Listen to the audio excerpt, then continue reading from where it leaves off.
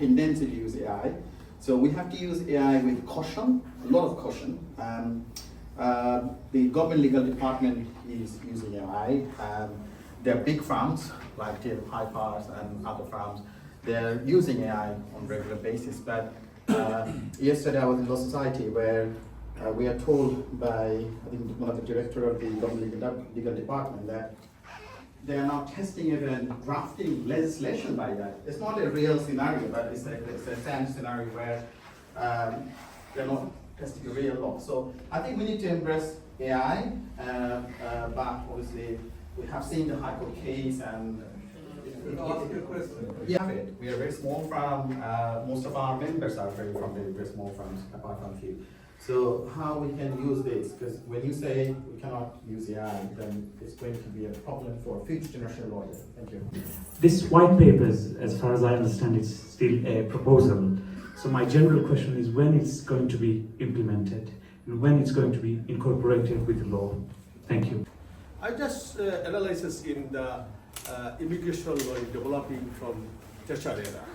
One of my guy Thatcher era. On that time it was family come to the immigrant in here is test. We need to family in coming in here and there is just something changing here. Then we see that in the Cameroon era. Now we are seeing the Cameroon era.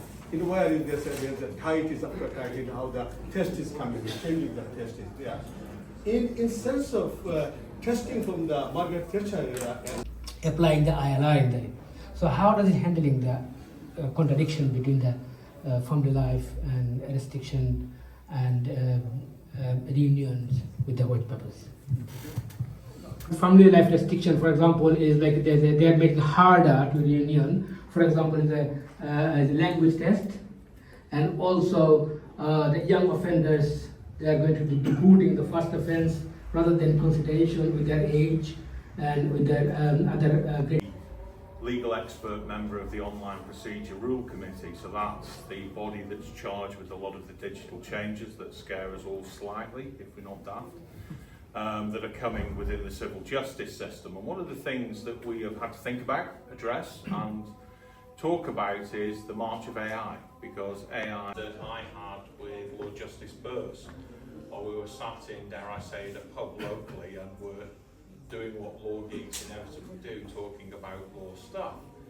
And where we got to, the distillation of everything we talked about Malaysia. Organized a whole completely exclusive session titled AI for Lawyers.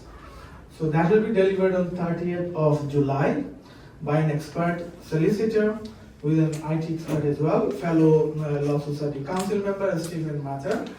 That will be circulated to you in due course. So you may diarize it now, 30th of July. It will be 2-hour sessions exclusively on AI for lawyers. Thank you. More amount of data protection law and look at things from that perspective. All of this is ultimately an invasion of privacy.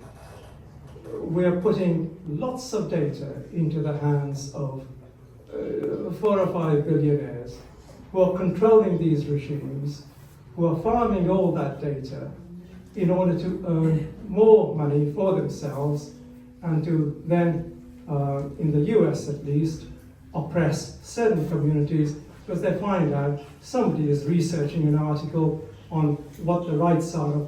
I won't give you a lecture on the differences of views between the European Union and the US, but this is all about dominance of the world and finding out who's using what data, who's researching what. Was it 2011? It then ended up in the Supreme Court in 2015.